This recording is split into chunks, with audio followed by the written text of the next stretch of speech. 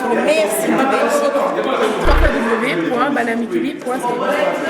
Trouvez-nous sur le meilleur site de Belgique, www.banamikili.ca.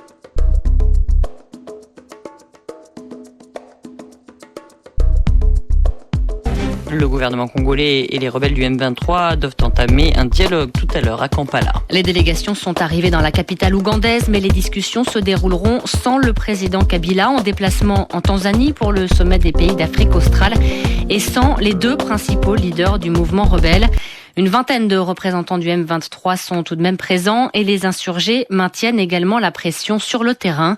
Ils se trouvent toujours aux portes de Goma qu'ils ont évacuées samedi dernier. Présentation de la rencontre avec Bruno Minas. Ici à Kampala, les délégations de la rébellion et de Kinshasa vont devoir fixer un cadre de négociation. Pour celle du pouvoir, dirigée par le ministre des Affaires étrangères, il s'agit de faire le bilan des accords du 23 mars 2009, passés entre le gouvernement Kabila et à l'époque le CNDP. Ce groupe rebelle avait alors été intégré dans l'armée avant d'entrer à nouveau en dissidence sous l'appellation M23.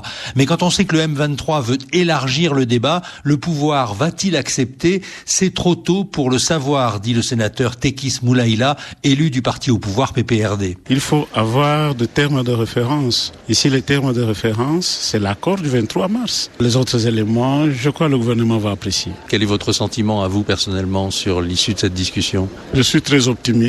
La paix la plus durable, c'est la paix autour d'une table. L'opposition parlementaire avait dit que personne n'irait à Kampala. Ce n'est pas tout à fait le cas. Quelques-uns ont fait le voyage, comme Christian Badibangui, qui se défend d'être un faire-valoir. Lorsque vous dites que l'opposition n'est pas représentée, c'est choquant.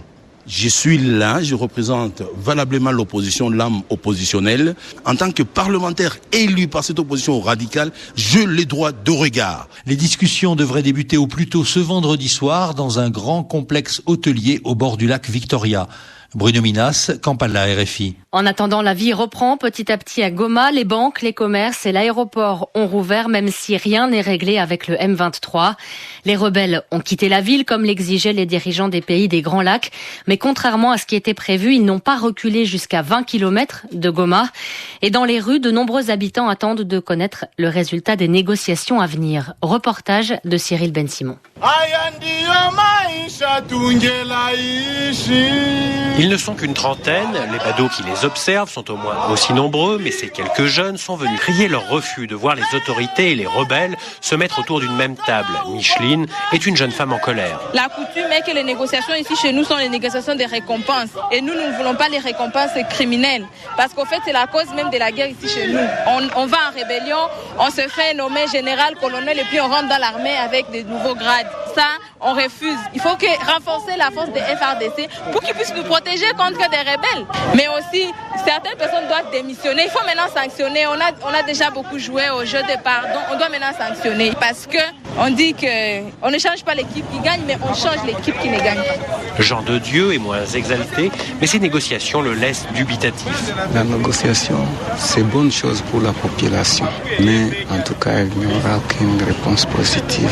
À Goma, la population balance entre condamnation des implications étrangères dans le conflit et manque de confiance envers leurs autorités. Les 2 dernières décennies de crise lui ont appris que les promesses de paix s'envolent aussi vite que le papier sur lesquels les accords sont signés. Cyril Ben-Simon,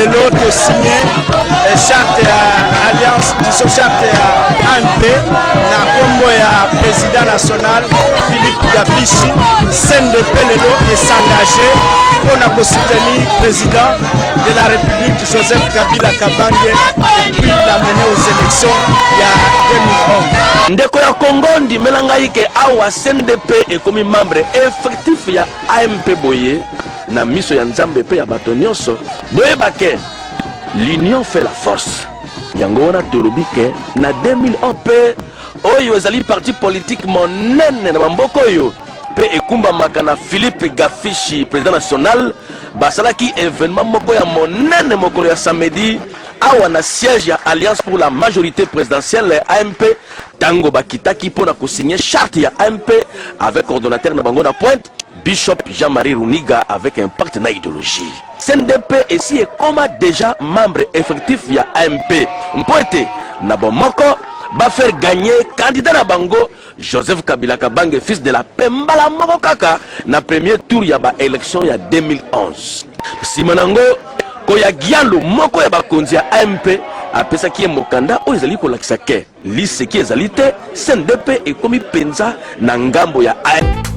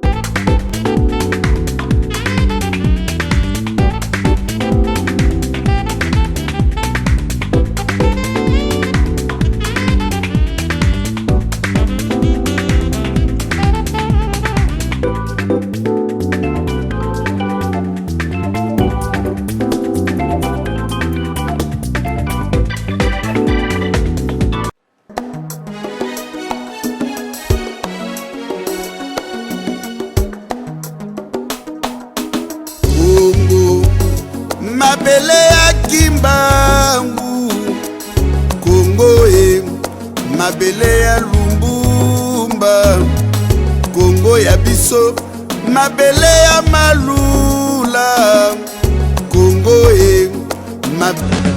pour tous ces systèmes sanguinaires. Merci pour la biologie en tout cas comme trop bien. On sait que les Bachi, la Kinshasa, va aussi